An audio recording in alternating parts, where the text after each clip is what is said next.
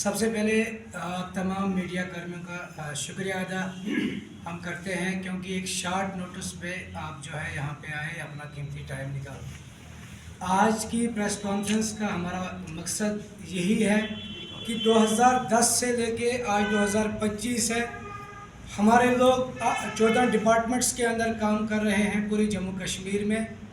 आज की डेट में लगभग तकरीबन 4500 NYC जो है वो डिफरेंट डिपार्टमेंट्स में काम कर रहे हैं। लेकिन बदकिस्मती से एक चीज़ कहनी पड़ रही है कि 2010 में जब हमारी अपॉइंटमेंट हुई थी, उस टाइम पे हमारे लोग जो है 2500 रुपया तनख्वाह लेते थे। आज 15 साल गुजर जाने के बाद भी हमारे लोग उन्हीं 2500 पे जो है अभी तक डिपार्टमेंट्स के अंदर काम कर रहे हैं। हमारे लोग जब लगे थे, हम एक कमेटी बनी थी, प्रॉपर सिलेक्शन हुई थी और मेरिट बेसिस पे हमारे लोगों को जो है 14 डिपार्टमेंट्स के अंदर जो है एडजस्ट किया गया था। उस टाइम डिप्टी कमिश्नर जो थे वो चेयरमैन थे उस कमेटी के, जिन कमेटीज़ ने जो है हमारे लोगों को है पूरे जम्मू कश्मीर में जो है अपॉइंटमेंट करवाई थी। लेकिन उसके बाद 2014 में जो है उमर अब्दुल्ला साहब की सरकार थी, उन्होंने कैबिनेट डिसीजन आर्डर निकाला और उसको जो है आर्डर निकाल के हमारे लोगों को एजुकेशन डिपार्टमेंट में जो है डाला। लेकिन बदकिस्मती से वो कैबिनेट आर्डर जो है इम्प्लीमेंट नहीं हुआ। उसके बाद दोबारा से हमारे लोगों ने जो है लड़ाई अपनी कंटिन्यू रखी और तब जाके जो है PDP BJP सरकार ने जो है SRO 520 बना के हमारे लोगों को दोबारा से जो डिपार्टमेंट्स के अंदर जो है री एंगेज किया।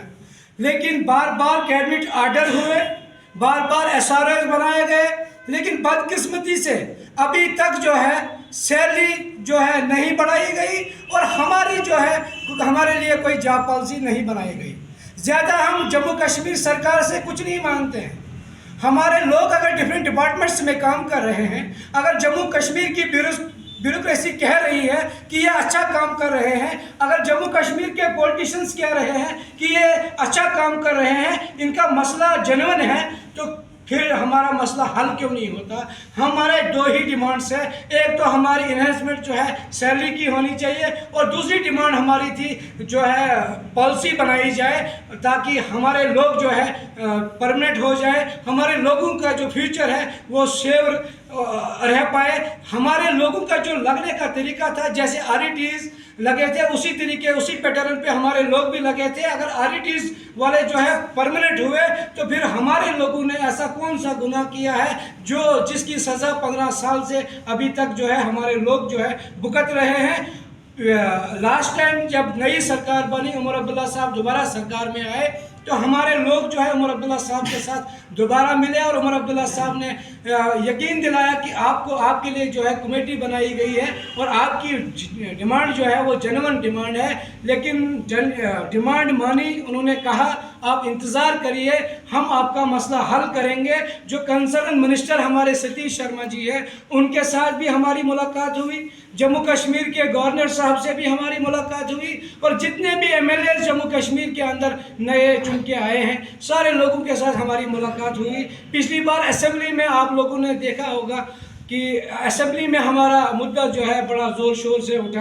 असेंबली में ये तक किसी MLA साहब ने कहा कि NYC जो है उधमपुर डिस्ट्रिक्ट में DC का PA की हैसियत से काम करते हैं। अगर हमारे लोग एजुकेशन डिपार्टमेंट में टीचिंग का काम करते हैं, हमारे लोग हेल्थ डिपार्टमेंट में काम करते हैं, हमारे लोग एजुकेशन में काम करते हैं, हमारे लोग RDD में काम कर रहे हैं, सोशल वेलफेयर में काम कर रहे हैं, DC ऑफिस में कंट्रोल रूम में काम कर रहे हैं, प्लानिंग सेक्शन में काम कर रहे हैं। जब काम हमारे लोग अच्छा कर रहे हैं और ब्यूरोक्रेट्स जो है ऑफिसर्स जो है 15 अगस्त के दिन और 26 जनवरी के दिन जो है हमारे लोगों को जो है अप्रिशिएट किया जाता है, सर्टिफिकेट दी जाती है, लेकिन वो सर्टिफिकेट हमारे मसले का हल नहीं है। सर्टिफिकेट से जो है हमारी फैमिलीज नहीं चल सकती है, क्योंकि अब हमारी फैमिलीज है।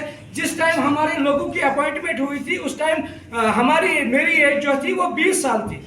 आज की डेट में मेरी एज जो है 35 साल है। आज मेरी फैमिली है, मेरे बच्चे हैं और उस एप्रिसिएशन से, उस आश्वासन से हमारी फैमिली नहीं चल सकती है। इसलिए हम आपके चैनल के माध्यम से गवर्नमेंट से अपील करते हैं कि देखो डेमोक्रेटिक वे से हम चलना चाहते हैं, हम लोग नहीं चाहते हैं कि हर मसला जो है रोड पे आके हल किया जाए, और लेकिन हमें मजबूर न किया जाए, क्योंकि हम उस टाइम जिस टाइम हमारे लोगों की सिलेक्शन की गई उस टाइम के जो है मेरिट बेस पे हम लोग आए थे। हमारे लोगों की उस टाइम वो यहाँ पे अपॉइंटमेंट करवाई गई। उस टाइम के हम यूथ हैं। अगर गवर्नमेंट बोलती है कि यूथ हमारा फ्यूचर है, यूथ के साथ गलत नहीं होना चाहिए, फिर हम एक बार जो है हम गुजारिश करते हैं गवर्नमेंट से कि आपका हमने इंतज़ार किया। सतीश शर्मा जी ने आश्वासन दिया, हम लोगों ने इंतज़ार किया। चीफ मिनिस्टर साहब ने आश्वासन दिया, हमने कहा इंतज़ार करेंगे। गवर्नर साहब ने भी कहा हमने वेट किया, लेकिन 1 साल दे दिया नई सरकार को भी। लेकिन अभी हम यही इस सिचुएशन में पहुंच गए हैं क्योंकि हमारे लोग फ्रस्ट्रेट हैं, जहनी मरीज़ बन गए हैं। 2500 रुपये में आज के टाइम में क्या आता है?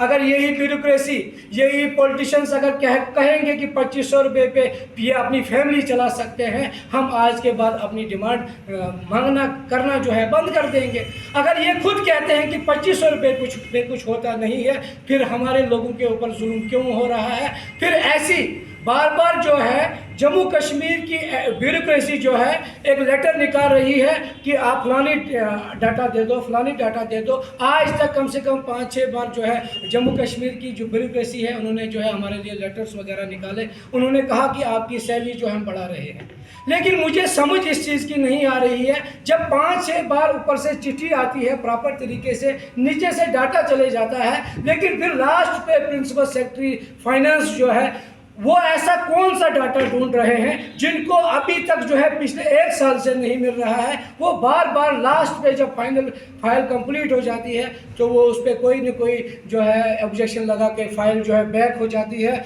आज हमें यही चीज़ लग रही है, शायद जम्मू कश्मीर की सरकार जो है हमें जो है घुमा रही है, वो नहीं चाहती है हमारा मसला हल करना। लेकिन जम्मू कश्मीर की सरकार को भी हमारी तरफ से एक आज जो है एक मैसेज है, क्योंकि इंतज़ार का भी एक टाइम होता है। हमने जितना इंतज़ार करना था हमने इंतज़ार कर लिया, अब हम और हमारे लोग इंतज़ार नहीं कर सकते हैं। आने वाले टाइम में अगर हमारा मसला हल गवर्नमेंट नहीं करती है, कोई पॉलिसी जो है हमारे लोगों के लिए नहीं बनाती है, हमारी सैलरी इन्हेंसमेंट नहीं होती है, तो हम लोग जो है किसी हद तक जाने के लिए तैयार हैं। क्योंकि इस टाइम पे हम और हमारी फैमिली परेशान है, हमारे बच्चे परेशान हैं। हम अपने बच्चों को अच्छे स्कूल में तालीम नहीं दे सकते हैं।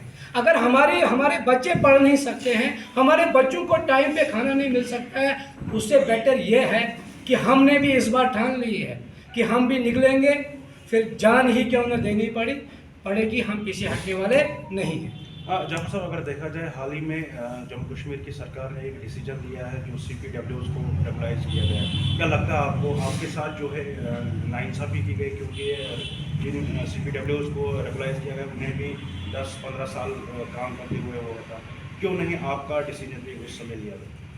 CPW वर्कर्स का जो आर्डर जो है वो भी जम्मू कश्मीर की ब्यूरोक्रेसी ने किया, यहाँ की सरकार ने किया। हम CPW वर्कर्स के ख़िलाफ़ नहीं हैं, क्योंकि उनका भी अपना एक जायज़ मसला था, जायज़ डिमांड थी। गवर्नमेंट ने उनका मसला हल किया, हम गवर्नमेंट को मुबारकबाद देते हैं। लेकिन अगर वो भी 15-20 साल से काम कर रहे हैं, हमारे NYCs भी 15-20 साल से काम कर रहे हैं, वो किस तरीके से लगे हैं हमें पता नहीं है। लेकिन हम तो मेरिट बेसिस पे लगे हैं, हमारी तो प्रॉपर कमेटीज़ बनी है। हमारी कमेटी का चेयरमैन जो है वो डिप्टी कमिश्नर है। अगर आप उन लोगों को परमानेंट कर रहे हो जो तनख्वाह जो है 200-350 रुपये लेते थे, उनको आज की डेट में आपने जो है परमानेंट किया, वो आज की डेट में 26,500 रुपये तनख्वाह लेने वाले जो है आपने उनको बना दिया। फिर हमारे लोगों का क्या कसूर है? आप हमारे लोगों को पिछले 15 साल से जो है 2500 से ऊपर जो है आप 2501 नहीं कर पाए, क्या वजह है? यही बदकिस्मती हम अपने आप को समझते हैं कि गवर्नमेंट हमारे साथ सौतेली माँ का सलूक क्यों कर रही है। Thank you.